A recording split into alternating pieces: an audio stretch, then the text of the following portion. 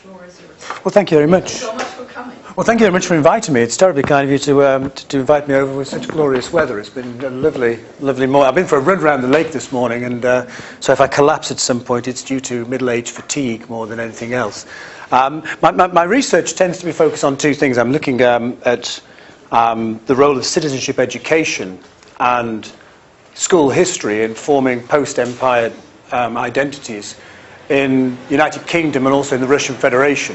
I'm looking really at the two polar opposites to see whether we can see any structural similarities or differences in the way in which the legacy of empire influences post-imperial culture.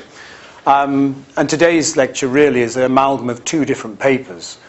So forgive me for what my students call death by PowerPoint, but it's a lot easier for me to remember things by doing PowerPoint than reading off a screen. I suppose I want to start really by wishing you Happy Empire Day, really. I'm sure you all woke up this morning knowing that May the 24th is indeed Empire Day, or so it was. Eric Hobsbawm and Terence Ranger wrote a very influential book in the 1980s called The Invention of Tradition. And one of the legacies of Victoria's accession to Empress of India was that they created Empire Day, or Victoria Day as it originally was called. This was celebrated by school children across the empire, but particularly in what were known as the White Dominions, the settler societies across the British Empire. And here you can see there is a photograph actually in Swinton in North Manchester, where I come from, of some young people celebrating Empire Day. I love the fact this one's dressed up as Britannia at the back there. It is still celebrated, not in the United Kingdom. I'm sure that virtually no school today will be celebrating what has become Commonwealth Day, because the Commonwealth doesn't really have a significant influence on the British national psychology. But in Canada, it is still celebrated as the Victoria Day. And in Bermuda, it's very contentious. It's become Bermuda Day, and it's deeply contentious about the legacy of empire there. Interestingly enough, though, last year it was noted that some Eurosceptics, and particularly conservatives in the coalition government in the United Kingdom, who are more influenced by the idea that Commonwealth has a contemporary resonance, celebrated Empire Day. And this is Daniel Haman, who's one of the most Eurosceptic of the Conservative Party in government at the moment. He said, on Empire Day, we must remember that our greatest export is Westminster democracy. And he made a number of comparisons. So Barbados isn't Haiti, Singapore isn't Indonesia, Hong Kong isn't China, and Uganda isn't the Democratic Republic of Congo. When you actually go through that list, actually very few of those could be called to be flourishing democracies themselves, but the attempt here was to try and posit some sense of a positive legacy of empire. And in many ways, it signifies the idea of that empire is growing in the British national psyche. There is an attempt to try, in some ways, formulate a positive legacy about it, and particularly those on the political right look at these narratives and try and draw in the idea, well, it is Westminster democracy, it's those democratic values that are the legacy of empire itself. That said, it was interesting, there's been a debate recently about how empire influences British public culture. And I'm sure that you're aware that we still have an honours system, what are the Order of the British Empire, the Member of the British Empire that the Queen bestows on the guidance of the government. There has been a debate recently about whether this needs to be changed and whether we should actually modernise these imperial hangovers and give them a different meaning. And there's been an inquiry about this and the way it was raised. Yes, indeed. Well, the reason why I put that photograph there is I'm being very good. That is my Chancellor. That is Patrick Stewart, who you might know as the actor in Star Trek. He was Luke Picard. He's my Chancellor of my university, so once every year he turns up and he literally does. He has a speech where he actually says, "Make it so," to the graduates as they leave. It's fabulous. He does it every year, though, so we're sort of rather used to it. But it was interesting that George Reid said there's an unease about the word empire in British society, and the honours ward. And I love the way it says one resident of ethnic origin. That in itself gives a sense about his political sort of view on what it is. Saying from a former colony, he said he can never accept an honour named in the system that his family fought to abolish. And that has actually been commonplace, that particularly those coming from minority communities have had difficulty accepting British imperial public awards. So there is a contentiousness about that legacy of empire in modern society. That said, I picked this up this week, and Tony Blair as all good former prime ministers, has got very little purpose in life except to wander around making public speeches and getting paid large amounts of money for it. I don't think he has quite solved the situation in Palestine, which is what he was proposing he was going to do. But he was doing an award ceremony last week in the United States, in Waterville, Maine. He said, "This is the time for challenge. The 20th century belonged to us. Will the 21st century belong to some others? Are we an empire that's fading?" And I thought, what a strange term to use. Which empire was he talking about? Was he talking about the British Empire? At which point, it's quite worrying that a prime minister who'd been in charge of the United Kingdom for 13 years wasn't aware that the empire had gone. Or was he talking about the Anglo-American Empire? Was he talking about the idea of some kind of Atlantic imperial framework that dominated public culture? Again, though, it's interesting that he evoked the term empire. And it shows again that there's this contentiousness about the term, which links not only to the past, but also to contemporary frameworks of how we understand the world. Interestingly enough, this idea that politicians need to address the past has been one which has been deeply controversial. Indeed, it wasn't just Tony Blair that's addressed it. Gordon Brown, our former Prime Minister, was interviewed in May 2005 in Tanzania, and said that actually that Britain had actually come to terms with its empire, that it had this post-imperial reflection. And indeed, its days of apologising for its colonial past is over. So Brown was suggesting we needed to move on, and we need to take this very positive view that the idea of British values that were evoked through empire was something which is a legacy. And the point here is that it shows that whether left or right on the political spectrum, there seems to be some sense of cohesion among the political classes, that there has been a period of post-imperial reflection, that Britain has somehow come to terms with its empire. The reality is, of course, is that for many people, it hasn't even started to become any way au fait with its imperial legacy, and indeed it hasn't come to terms with that past. And in many ways, I'd argue it's because of that legacy. It's a wonderful picture, that is colonial crackers. It's fabulous what you can find out there. There's even more disturbing stuff. If we actually think about it in conceptual terms, there are reasons why the legacy of empire is so difficult for the British to come to terms with. And most importantly, I suspect, is because if we think about the way in which the nation-state relates to the multinational state, to federal framework, or indeed empires, there are degrees of difference, which means that actually it's very difficult to demark, well, what is the difference between a multinational state and an empire in some context? The idea of external colonialism, internal colonialism, have strong overlaps. And so that British imperial colonisation, the building of empire, and its decolonisation relate to this problematic conceptual framework. And if you think about the way in which the British Empire was built, the idea that it is indeed built on an English ethno-national core, well, that suggests that not only was the British Empire and its broader its colonial peripheral framework part of a colony, but also the United Kingdom itself is somehow a product of colonisation. And in many ways, the tensions that are developing within the British history wars that I argue that today are a reflection of that conflation of tensions. If we look at the development of a British national imperial identity, well, one thing that we can say is that if it is an English construct, if it is an Anglo construct, then it was marked by a suppression of overt celebration of that English nationality. There was an acknowledgement that if there was a sense of triumphalism, then that would produce counter-nationalism. It would produce a reaction against it. And so there was an emphasis very much on the idea that if there was an empire, it was a British, not an English empire. It was deliberately framed that way. And so the English merged their national imperial identities in many ways to alleviate that threat of producing counter-nationalism. What underpinned that British framework, though, was a sense of missionary imperialism, the idea of missionary civilization, that there was a core national culture which promoted a sense of hierarchy, that there was a sense in which that was hierarchy, and that it was deeply aligned with both racial and ethno-cultural ideologies of hierarchy, particularly from the mid to late 19th century onwards.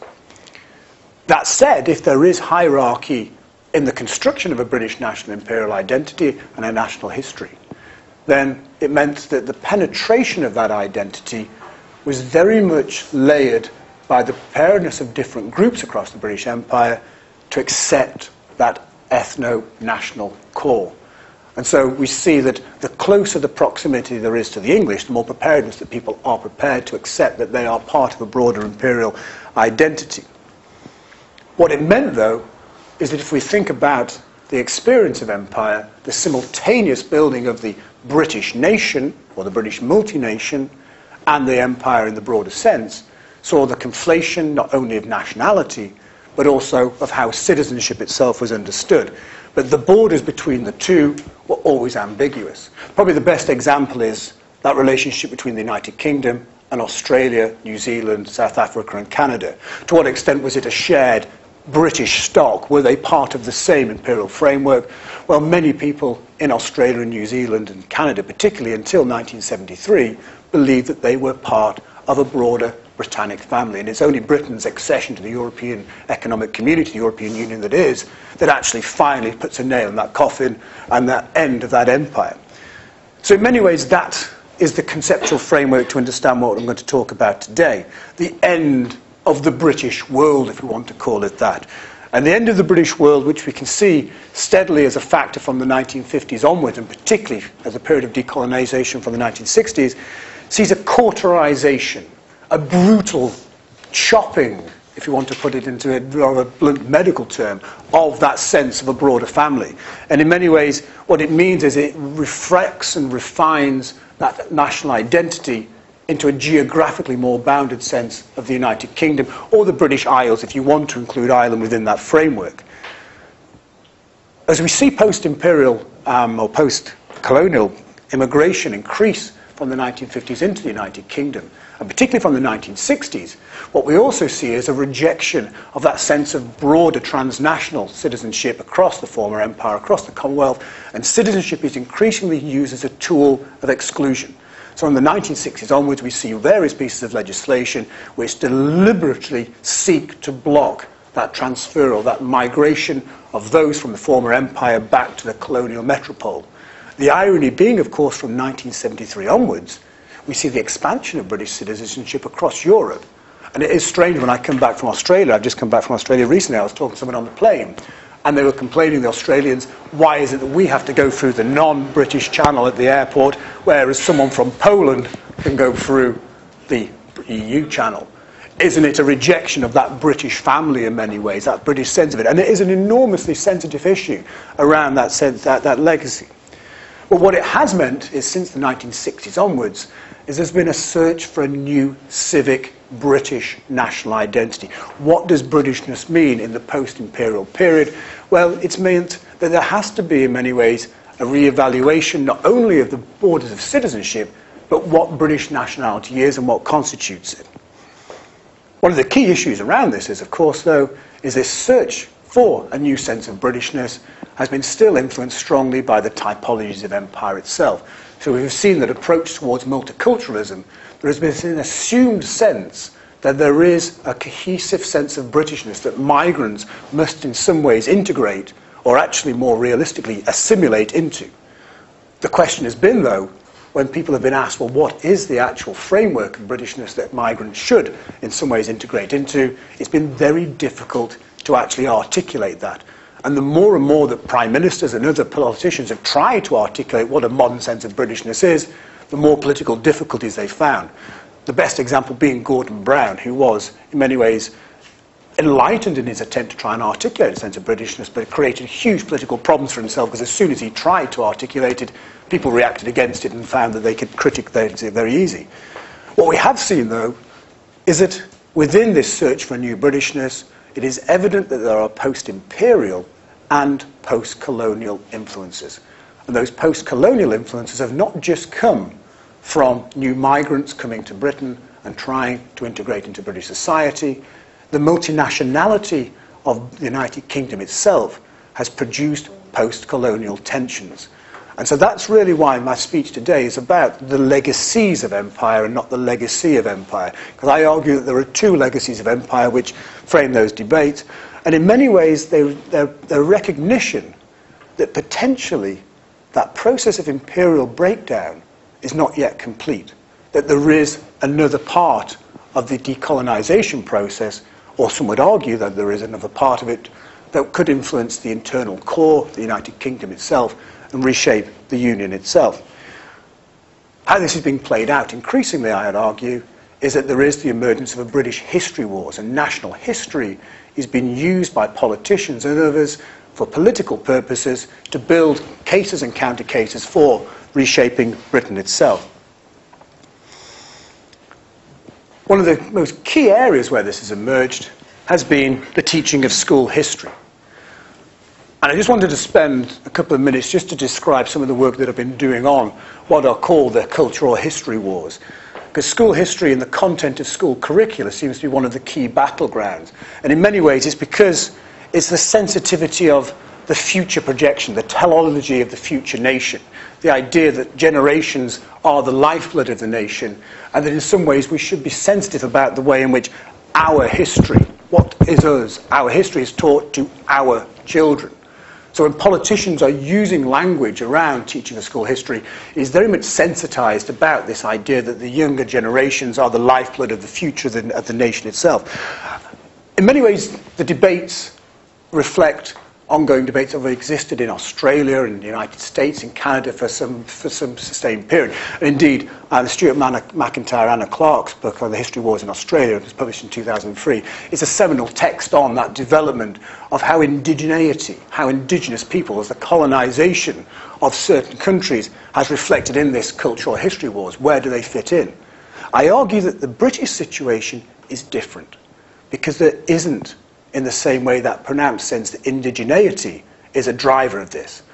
If the British islands have been settled and colonised, they're in so far into the historical past that they're not a contemporary relevance. There isn't that sense of debate over it. There's no real sense that even the Welsh or the Irish or the Celts of Scotland are saying that we are the indigenous Britons that have been colonised by the Anglo-Saxons. Because of the merging under the last 300 or 400 years since the British Union, it isn't that same sense of indigeneity.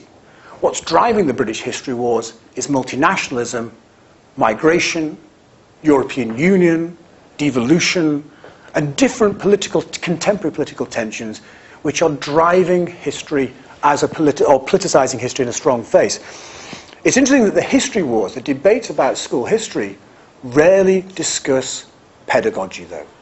It is about content of curriculum, it's about content of textbooks. It's about the ability to codify a sense of what the nation is and what its past is and what its future might be. And it raises questions about the relationship between the nation state and citizenship, which defines membership of that nation state, of historiography, what is the national past, how have historians defined what the national past is, and also the content of national curricula and textbooks. It's also linked increasingly to the politics of memory and of public culture. And so all these things are coming together and driving public debate about history. With school history, I think there are a number of key binaries that we can define which demark these debates. I think the first one is the idea that there is a tension between orthodox history, the traditional approach to how the nation was encapsulated, and new history which emerges during the 1960s, which promotes a far more plural, more critical view of the nation. And so the sense here is that there is a diversion between the two, that there is clear lines between the two approaches. And this is linked very much to, well, what is the use of history? Is history about celebrating? Is it about what Geoffrey Blaine has called the three cheers of history, that we must celebrate always national past and national achievements? Or should we take on a black armband, a more critical view of the national past? What is the purpose of history in that sense? And to what extent school history should seek to inculcate a collective patriotism that it is linked to a homogeneous, shared national history, or should it be about recognition of the plurality of the past and of other discourses, particularly in evoking ideas around gender, ethnicity, sexuality, and indeed multinationalism, the extent to which regionalism and different factors come in to fragment. What we have seen in the United Kingdom, as in Australia and Canada and the United States, is though that school history has become intensely politicized. It has become a political issue.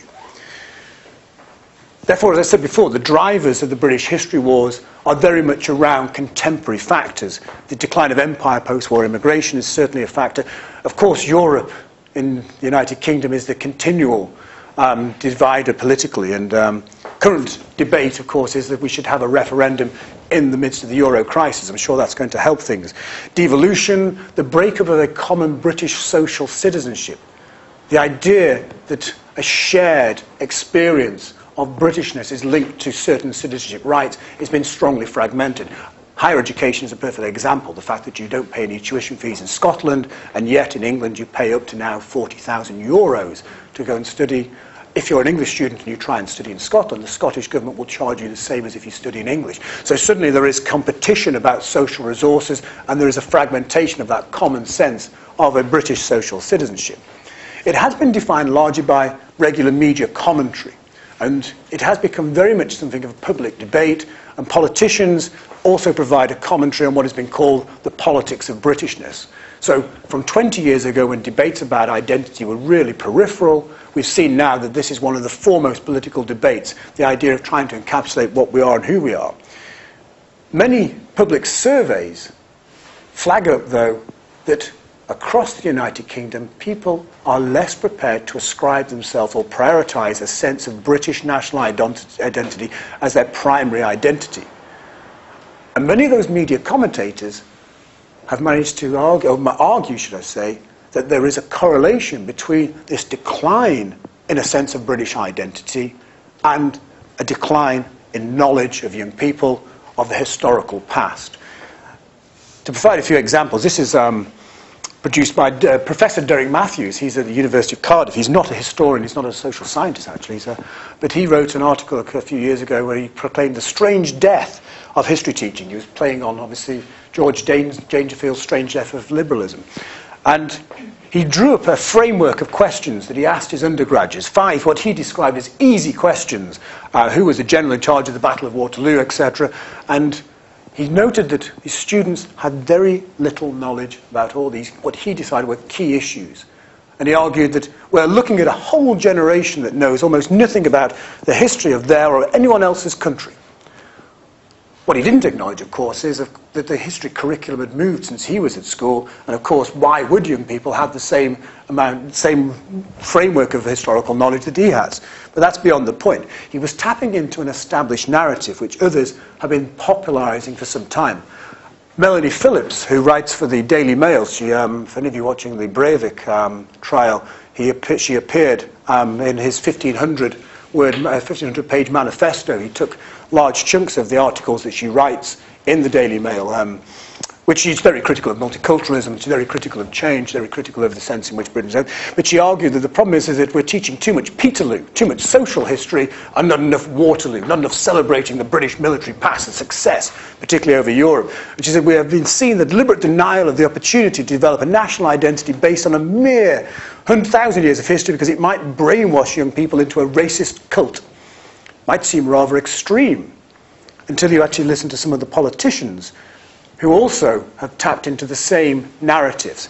On the left there is Michael Gove, who is the current Secretary for State for Education in the coalition government, and he wrote recently that the trashing of the past has to stop. School history should not become a vehicle for imposing passing political fads on our children.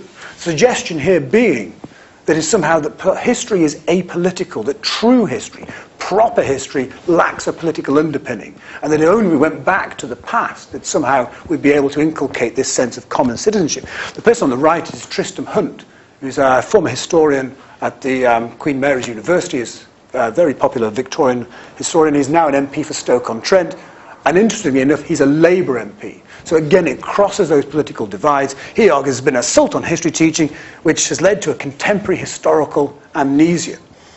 This has led political leaders on both sides, again, it crosses over that pad. You always find, by the way, the British politicians have a Union Jack behind them somehow. They always manage to find a Union Jack somewhere. Gordon Brown argued in 2006, Britain should not recoil from their history, we need to give more prominence in the curriculum. David Cameron has said, it's vitally important we bring back in proper British. And the idea, again, that there is an established narrative that we can go back to. Interestingly enough, they both talk about British history. And I'll come on to that period later, because it is this stress on the idea of British history rather than of a multinational history. To understand this, really, to understand the context of this, we need to give a little bit of situation about how history teaching has been taught in British schools. What is the battle for our history? And the reality is that it's relatively late that a formalised state curriculum is developed by the British state. 1870 Act, Education Act, introduces the state framework of school, and we start to see an Anglo and British imperial narrative taught in schools. It is largely bespoke. There's no national guidelines given by the state on what is the content of history. But what emerges is an accepted sense of a common narrative. And it is enormously powerful, and it is sustained well into the 1960s. It is highly likely that regardless of which kind of school you go to, whether it be a comprehensive school or a grammar school or a secondary modern school, that you will get largely the same content of what's been taught in history, and it tends to celebrate the fact that a fifth of the world is red, that the empire is a success. What changes it, of course, are two things. Well, of course, the fact that decolonization highlights that empire has not succeeded. The breakup of the empire brings significant change. But also, during the 1960s, we see a more ideologically defined and a more critical new history. And the focus shifts from content to skills. And so the argument is that young people need to be given the skills to work out their own historical identities. So it is more of a critical framework which is adopted. In many ways, it reflects the fact that with the exit of empire, that we have to teach a more national story. That you can't teach a positive version of the imperial past, because it's quite clear that the imperial past isn't positive. That's why the empire broke up. But it's also a reflection of historiographical change. And particularly from the late 1960s onwards, we see a breakdown of that mono-British narrative and the emergence of four-nation history. The rejection of that Anglo-British dominance and the emergence of more critical Irish, Welsh and Scottish views of the national past. Strangely enough, the English view continues to be the Anglo-British view. So we don't see the emergence at the same time of a more critical English narrative that is something that comes much later. And indeed, it's Margaret Thatcher, a woman who comes to power claiming that she's going to put the great back into Britain, that actually creates the framework for the current history wars. And in many ways, it's a reaction to what Thatcher argues is the dilution of the national story. She argues that new history, this more fractured skills-based teaching in schools, is linked to a more multicultural framework of education. It's linked to immigration, the fact that there is a change in the composition of society itself, and there is a decline in a common ascription to a common British national identity. Thatcher argues the way to redress this, to stop schools, particularly schools in labour areas, in more socialist governed areas, from teaching more multicultural history, is to bring a national curriculum in, to have a set national story. What Thatcher doesn't realise is as soon as the state starts to define what should be taught in schools, it creates tension about the content itself. It politicises the whole framework of history teaching in schools. And since the 1980s, late 1980s, it's been a constant feature of public life, this continual cyclical debate about the content of history, school history. In many ways, it's based on a number of key factors. Recent criticisms of the school history argue that there has been what is called a Hitlerization of the curriculum itself. Between the ages of 11 and 18, if you study history through that period, you will study the Nazis 3 times. And the former German ambassador said, if you look at pervasive anti-German sentiment in British society, 60, 70 years after the Second World War has ended, in many ways it's not surprising when continually school children are taught about the Second World War as a story of national morality and also of national success. Somehow it's an explanation for the end of empire. We sacrificed empire to defeat the German Nazi threat. Deeply persuasive. But also, there is an argument that there's been a development of something called yo sushi, or tapas curriculum. There's a lack of chronology. For those of you who've been to the UK, yo sushi is a Japanese restaurant where you pick things off a trailer, and so you don't have any coherence to your meal. And the argument is that yo sushi curriculum is one where there's a lack of chronology. The skills-based approach means that there's no structure, which means that young people can't build a sense of progression and teleology about the nation itself. And it's argued that there's been a significant fall in numbers taking history because of this Yosuchi approach. Indeed, some people have taken to actually publishing their own books. The book on the right there, British Pocket Book of British Patriotism, was published by a chap called George Courtauld. And he published that largely because he said his son wasn't getting the right history. It is Anglo-British 1940s selective celebration of empire. It sold 230,000 copies. He gave up his day job and wrote a second book and made himself a very wealthy man. So this is a public as well as a political concern. Of course, the contradiction here is that politicians are arguing that teachers need to be freed from the state manipulation of the curriculum. They should be allowed to teach what they want to teach. At the same time, they're arguing we need to essentialize certain parts of the national story and ensure that certain key figures for issues are taught through it. There's an assumption in the political narrative of this golden age that history at some point in the past was taught in a way which evoked a common sense of identity, and somehow we need to go back to that golden age. The problem is, there's no evidence to sustain this. There's been a number of studies done by myself and other people going back and talking to students and trying to get a sense, well, do they look at school history and shape their identity? And at best, the evidence is very weak. So this political argument isn't about the effects of school history on people's identities. It's clearly about something broader and more politically significant than simply the delivery of history. How does this mean about coming to terms to our imperial past? Well, there has been a post-imperial amnesia towards the role of empire since the 1960s. It had been largely avoided in the school curriculum, even the national curriculum of 1988. It wasn't really touched, and a number of people have noted this. Paul Gilroy, the historian, also some government reports have argued, well, simply we don't deal with the imperial past.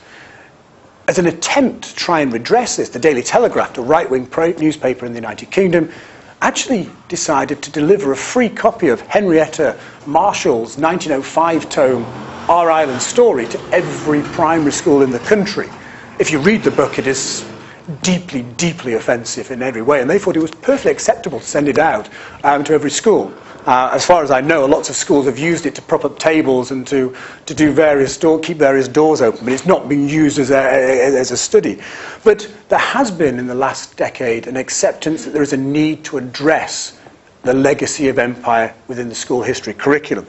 In 2007, Keith Ejegbo, who's a member of the government, the then government, is also a school teacher, undertook a report, and he came up with the conclusion that British Empire and Commonwealth is important to understanding issues through the lens of history. There's a need for good citizenship for people to understand the imperial past. We are a multicultural society. There is a divergence in how empire stood.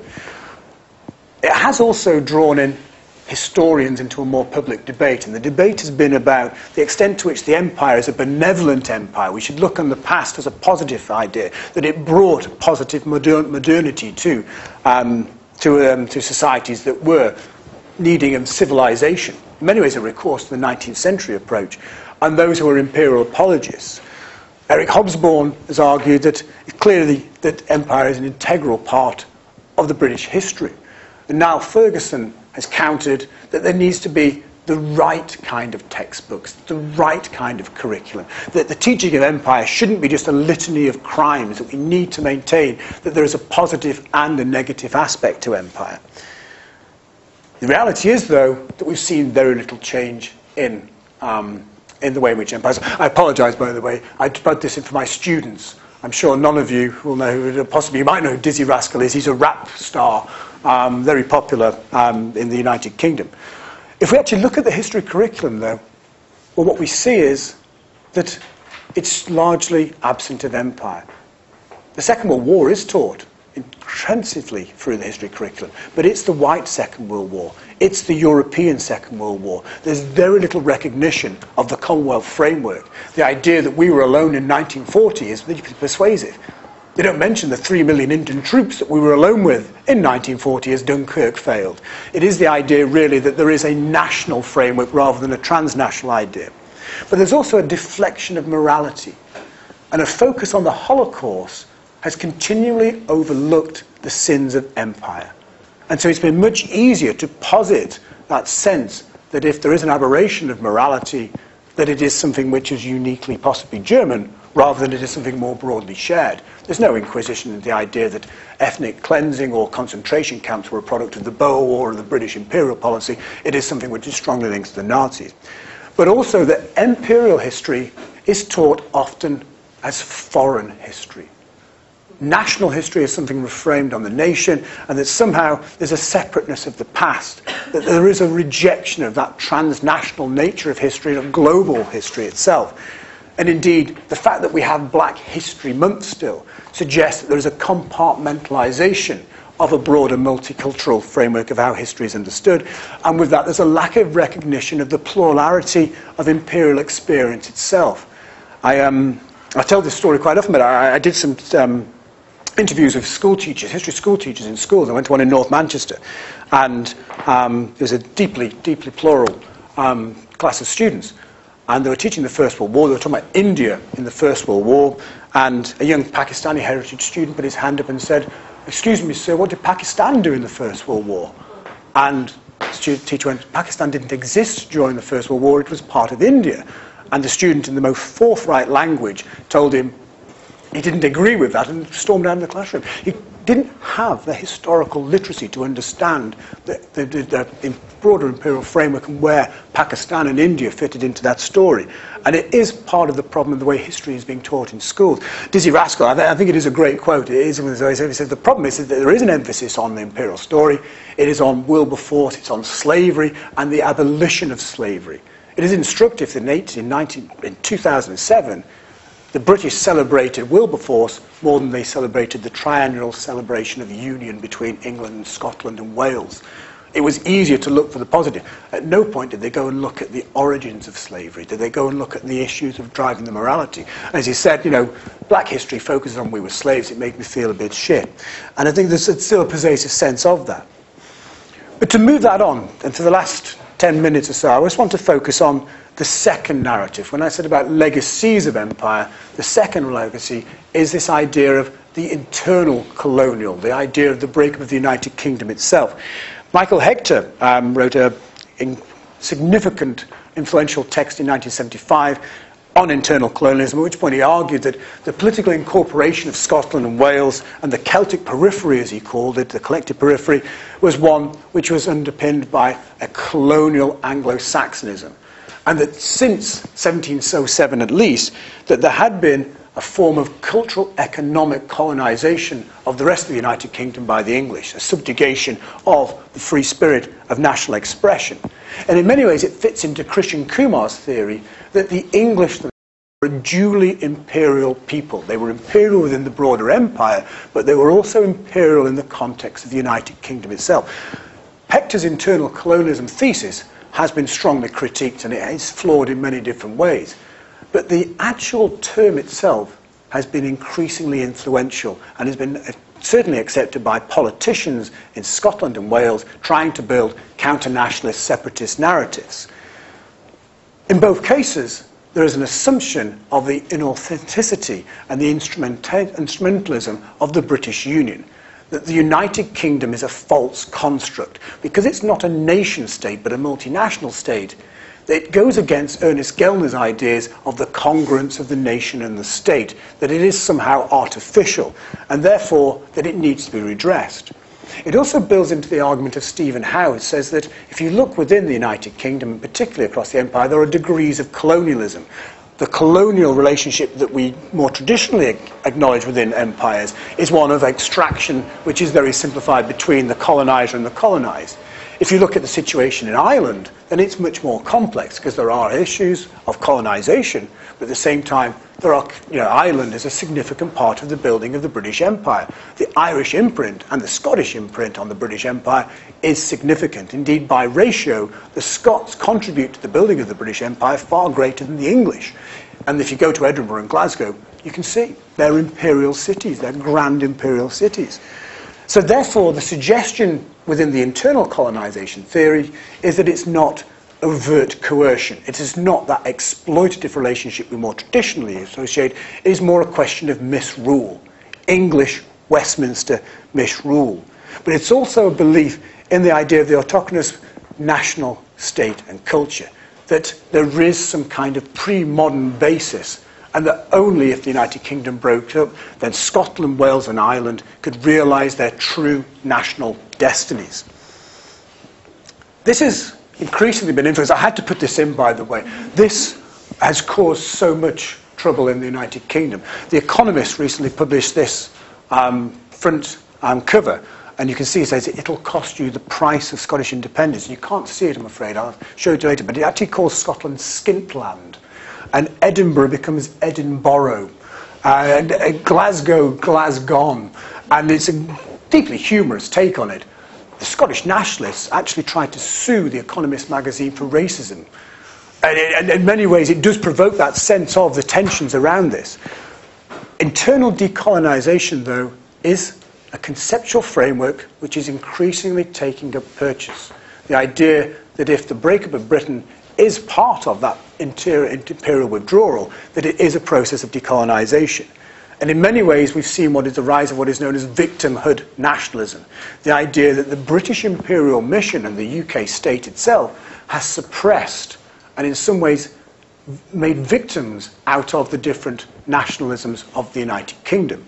And that's been increasingly persuasive, particularly in Scotland and in Wales. So in devolution, we've seen the emergence of different debates around the idea about, well, what is the nation, what constitutes the nation, and in many ways, the Scottish independence debate is going to certainly signify greater frameworks of that. The key point here is, though, that it's raised questions about school history and the teaching of a British national narrative. To what extent can you teach a British national narrative, and where does multinationalism fit in? And indeed, what we've seen is that the role of school history has diverged in different parts of the United Kingdom. In England, the debates about history teaching, that politicians that I mentioned earlier on have been talking about nation saving. And the nation they're trying to save is Britain. The idea of British multinationalism. The argument here is that it's British history. Whereas in Scotland and Wales, nationalist politicians have been talking about nation building, the idea of teaching Scottish and Welsh, not British history. It is part of a building process which is a counterfactual to the British one. So we see the English balance on the English national, Anglo-British national narrative, and a non-English focus in the Welsh and Scottish frameworks. Indeed, in Scotland, what we might be seeing is attempts to teach the post-British nation, the idea that post-Britishness itself is influential. And indeed, there's an implicit suggestion that Scots have been forced to learn by the English a British narrative which has denied Scottish history in schools. Indeed, the former Scottish National Party Education Minister Fiona Hislop said that Scotland's young people must reclaim the past and understand this nation's history for what it really is.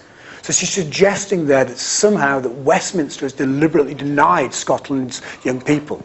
And indeed, the recent reform of the curriculum guidelines in Scotland has seen an almost entire shift in the focus in two directions.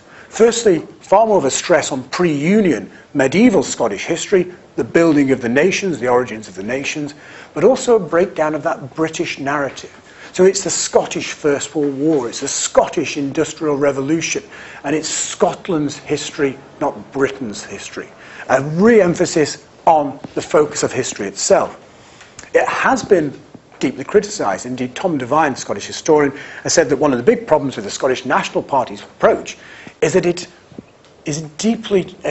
continually tries to stress the positive elements of national past without looking critically at the imperial past. What he's arguing is it replicates entirely what's happened with the British national history. That in many ways it's refracted those tensions back, and that it's overlooked the empire and status in favour of its own victim history. And indeed, some have argued that what we've seen here is a Bruceification, a Robert Bruceification of Scottish history that is overly jingoistic in itself, and it is problematic in that sense. However, I thought I'd sling this in just at the end. I'm old enough to remember Thomas Brolin just popping that one in again, saying, as we come towards the Euro Championships, I thought it was appropriate to discuss this, as in Sweden will no doubt defeat England again, and the English will go into some form of national crisis. What we've seen over the last 20 to 30 years is that football and other kinds of cultural expressions and sporting expressions have tended to be where the English have based their sense of nationhood. There hasn't been a political outlet. But in the last 6 months, two very influential research centres have produced reports that have said that if the English is a dog, has always growled, they might be starting to bark. And they could be barking politically for an English political recognition. There is a growing sense of political nationhood, and an argument that there may be even need for an English parliament. Now, the future of the United Kingdom could be deeply imbalanced because of that. There's no asymmetrically federal framework that has survived where 85% of that framework is constituted in one nation. The imbalance of England within the United Kingdom is deeply problematic. But the move from this more latent English expression, basically bound up in football defeats at various championships, into a more political expression, is also realised in a sense of post-colonial Englishness.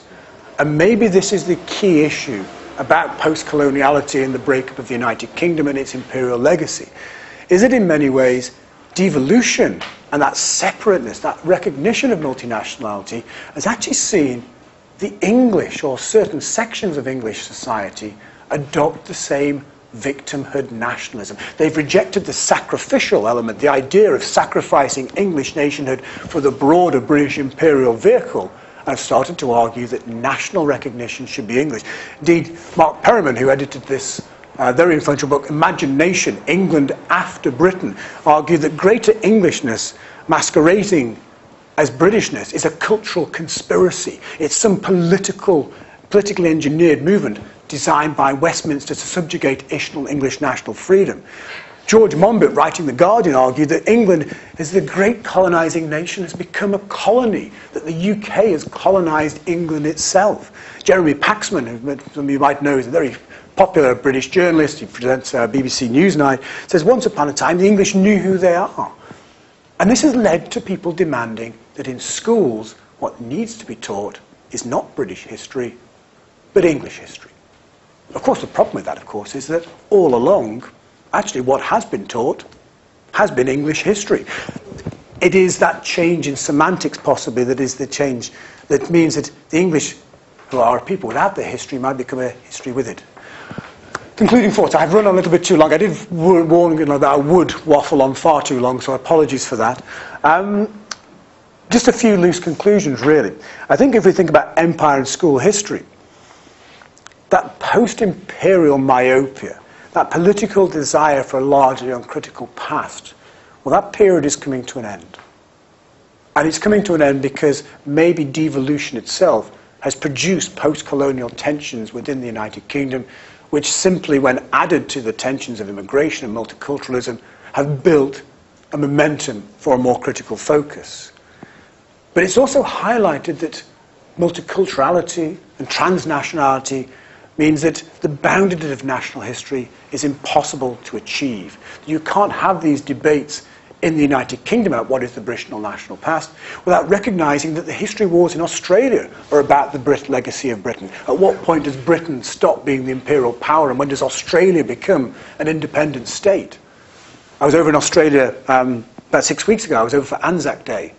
And interestingly enough, the Australians now signify the April the 25th, 1915, as the seminal point of their national building. Not 1901, not federation, because federation is aligned with the white Australia racial policies. So it's not a positive view. So they say, well, it's actually British donkeys leading Australian lions onto the beaches of Gallipoli that is the point of nationhood. And so it's a change in that sense. But in many ways, devolution has replicated the debates about the imperial past. Many of those tensions that were framed within a British framework are now clearly emerging within English, Scottish and Welsh contexts. And so that process of the legacies of empire is clearly a dual process in many ways. Interestingly enough, there is a potential conflict, though, in the idea about what citizenship is and the role of school history.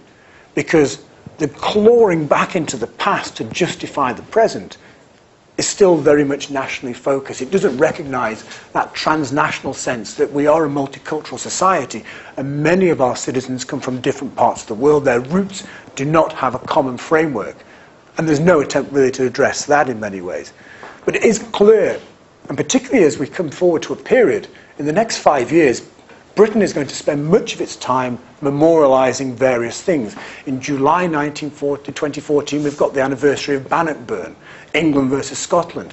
Of course, in the autumn, the anniversary of the First World War. And through 1914-18, there will be a series of memorials around this. And so we're going to see that this memorialisation, the politics of memory, and the history wars and that political influence are going to become increasingly intense. It is not by chance that Alex Salmond wants to have the Scottish referendum just after the anniversary of the Battle of Bannockburn. So it is deeply political in that sense. It's clear, though, there is a decline in that post-imperial amnesia. I would argue, as a final point, though, if we consider the situation across Europe, that it's clear that these debates are porous. And there is a contagion. If you look at what's happening in France, in the Netherlands, in Germany, in Russia, in post-imperial societies, the structure of these debates is almost identical. The content is deeply different, but the structure of these debates is very similar, and it shows that the legacy of empire and the attempts to teach the post-nation, empire, nation-state are deeply problematic. I think I'll stop. Thank you very much.